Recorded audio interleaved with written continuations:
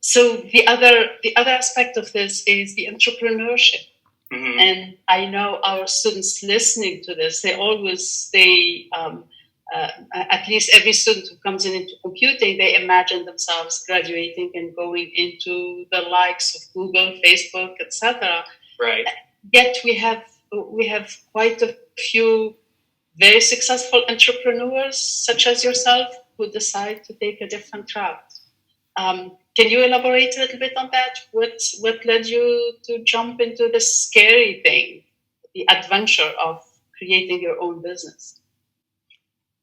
Great question. I can, honestly, I'll say it's not for everybody.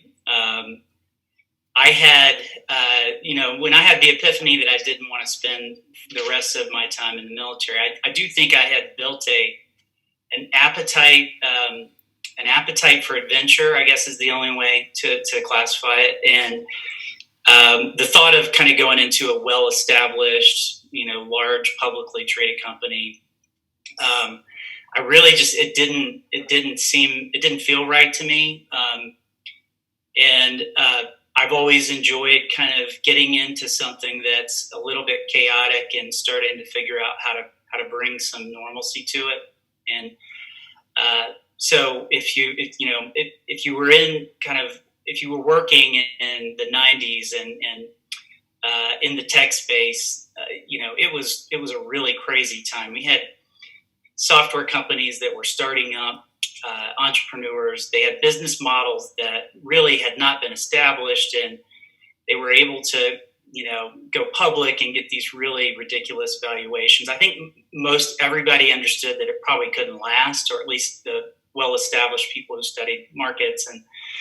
But as somebody that had just graduated with a computer science degree, it was like, for me, I couldn't look away. I had to do it. And so it was just about trying to find that right entrepreneurial network and finding a way to tap into people who knew what they were doing.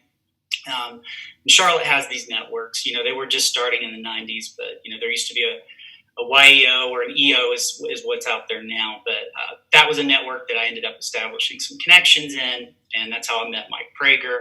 He's a serial entrepreneur. He had already built a couple of companies prior to AvidXchange. And, I met him, and I liked his way of thinking. And, David Miller was another entrepreneur that was starting it with him. And so the two of them really helped me kind of get excited about the potential. And that's what I bought into. And I think I kept, it is crazy because you're probably going to take less compensation in a startup, but you're going to get massive amount of experience. You're not just going to have one job. You're going to have 20 jobs, and you're going to be working long hours. And so that, to some people, just seems like it's not worth it. But, I can tell you that if you apply yourself and you really dig in, the amount of the value you can generate out of that far surpasses what you can gain from, a higher salary. And that's the way, I think I was maybe a little naive in the beginning, but that's the way I look at it now. And I wouldn't trade it, for anything. I think the experience has been well worth the hard work. And I just don't know how I would have built the experience base if I just had kind of a contained job that doesn't change rapidly on a day-to-day basis. I think, it could go either way. I mean, it took 20 years to get to where we are. And I kept telling myself, it's only 2 more years. It's only 2 more years. So in a way, I kind of just kept mentally tricking myself to think, okay, it gets easier around the corner. And I guess I kind of enjoy that hard work and just digging in and expanding my knowledge base, constantly. So I think if I could give advice to students, don't wait until you graduate to start really going above and beyond and applying yourself. You've got to embrace the degree that you're working on and just go above and beyond. And the more you can learn now, it sets that foundation up to really get you ready for whatever you do. But especially if you go into an entrepreneurial setting, you're not going to have time to sit down and go back and study how to build software foundations. You're going you're going to be under a lot of pressure to produce. And so I think take advantage of the time you have now. It may not seem like you have a lot of time, but trust me, you have a lot of time right now, and take advantage of it. So AvidXchange is your baby, and you just turned 20. Yeah. Tell us more about it. That's, we started the company. I think there were 5 co-founders that were kind of in that entrepreneurial world that said, hey, let's shut down what we're doing and work on this.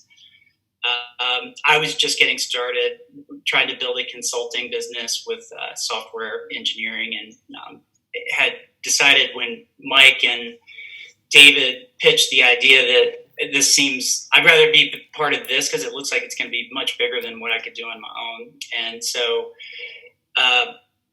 it was just five guys in the beginning. We lost the other co-founders. Mike and I are the two survivors out of that group, and started building a small business or a small group of people that, it was all we could afford. But we licensed some software to get started, and then it was pretty quick. Within a year, we realized we were going to have to get good at building software. And so my job was to really find the talent and start building that foundation of software, which became our flagship product. We called Avid Invoice, but 10 years we've spent kind of building that code base up and making that a product that produces revenue and scales. We didn't know it at the time, but we were building software as a service, and multi-tenancy was just the way that we built it. But it wasn't like we sat around talking about cloud or SaaS, because those terms didn't really exist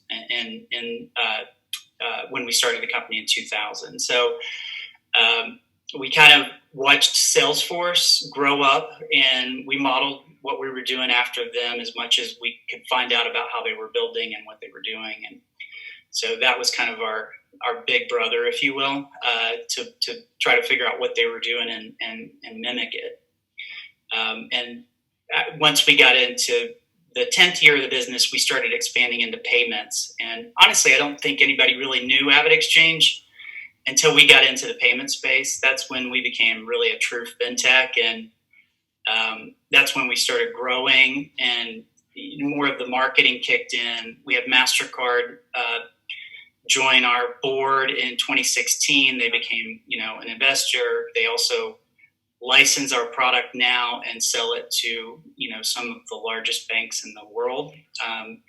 And so we now have them as kind of a partner that helps us build a new channel into the banking space. And so we have banks out there that resell our software, private labeled. We have a direct sales team, and then because we're in the accounting world, we're deeply embedded in a lot of ERP packages. Probably 150 plus accounting system packages that we've integrated into.